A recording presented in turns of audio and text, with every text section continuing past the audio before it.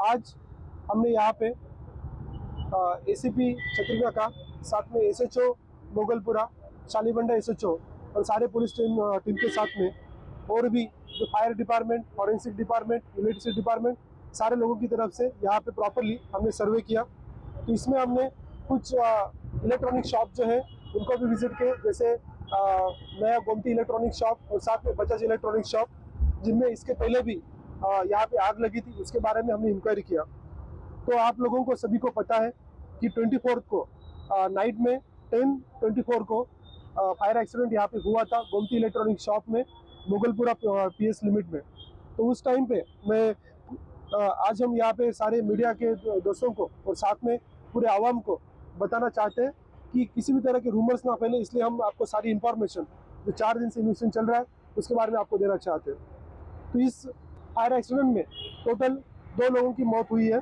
इसमें शिव कुमार बंसल जो Gomti electronic shop के ओनर है, उनकी मौत हुई, और साथ में सेकंड पर्सन मीर साजिद अली जो यहाँ पे अपने बाइक से रोड से जा रहे थे, उनकी भी इसमें हादसे में मौत हो गई।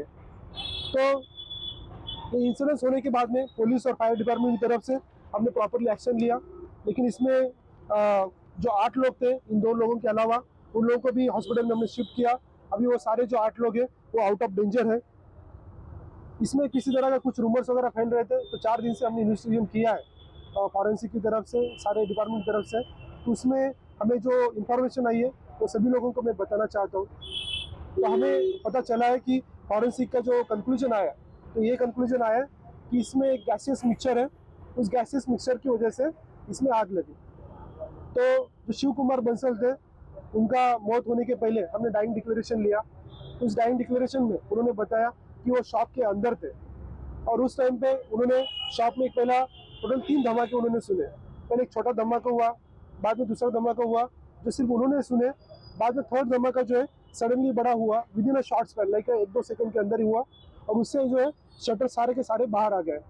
उस टाइम पे वो जो शॉप थे, आगे के जो शटर है वो क्लोज थे, शॉप उस टाइम पे क्लोज किया जा रहा था, लाइट्स उस टाइम पे बंद किए जा रहे थे, लेकिन जो पीछे का शटर है वो थोड़ा हाफ पोर्शन बंद था।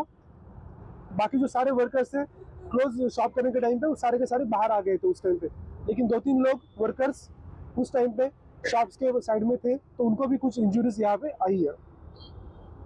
तो जो हमने फॉरेंसिक का इन्वेस्टिगेशन किया और फायर डिपार्टमेंट ने इन्वेस्टिगेशन किया, उसमें उन्होंने क्लियर कर बताया कि यहाँ पे जो है एक गैसियस मिक्सचर में किसी भी तरह का एक स्पार्क हो, जो चाहे वो इलेक्ट्रिसिटी शॉर्ट सर्किट की वजह से हो सकता है, कोई बल्ब का हो सकता है, या कोई अगरबत्ती का हो सकता है, या कोई माचिस का हो सकता है, सिगरेट का हो सकता है, ऐसे कारण वो हुआ है। तो ये गैसेस जो मिक्सचर है ये कहाँ से आया, तो हमने डिटेल में इंक्वायरी करने के बाद हमें पता चला इसमें किसी भी तरह का अंदर एलपीजी सिलेंडर नहीं था।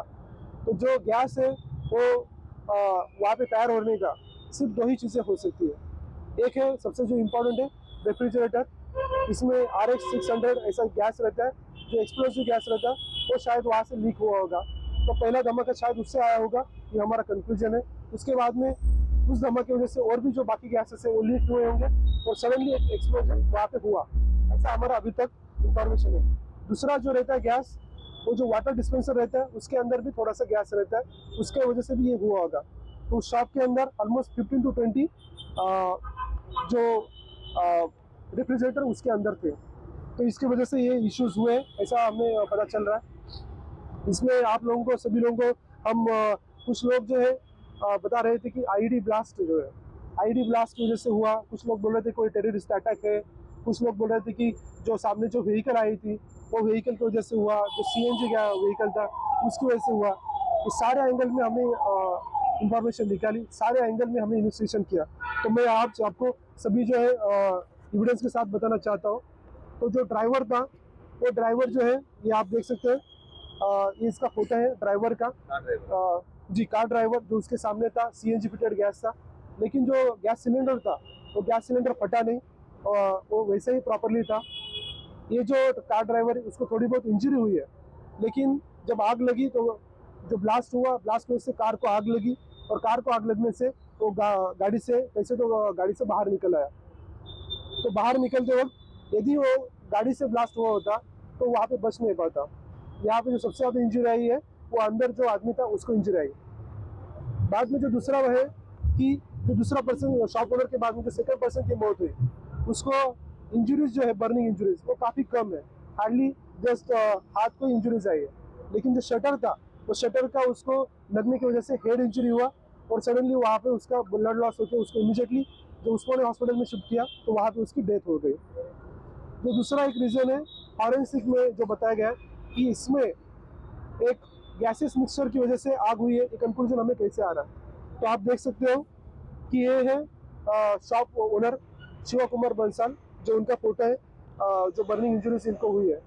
तो ये जो बर्निंग इंजरीज है, जब कोई व्हाइट कलर की जो आप देख रहे हो, ये व्हाइट कलर का तभी आता है स्किन को बर्निंग मार्क, जब किसी भी गैसेस मिक्सचर की वजह से एक सुपरफिशियल उसको इंजरीज लगी हो, तो उसका बर्न हुआ तब ये व्हाइट मार्क्स आते हैं। रेड जो मार्क रहते हैं वो तब आते हैं जब थोड़ा सा ज़्यादा बर्न उसको हुआ होगा तब रहता है। तो ये क्लियर कट है, कंक्लूजन है कि गैसेस मिक्सचर की वजह से हुआ है।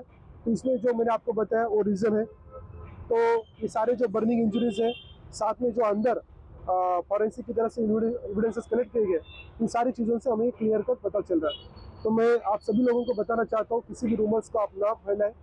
इसके पहले भी यहाँ पे 2 शॉप्स में यहाँ पे आग लगी थी, दोनों भी इलेक्ट्रॉनिक शॉप थे, उनसे भी हमने बात किया।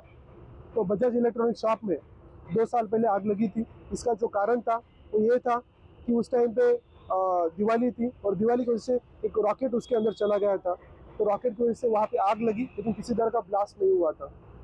जो दूसरा गोमती जो नया शॉप है, जो 2016 में आग लगी थी, उसका जो रीज़न था वो शॉर्ट सर्किट की वजह से हुआ था।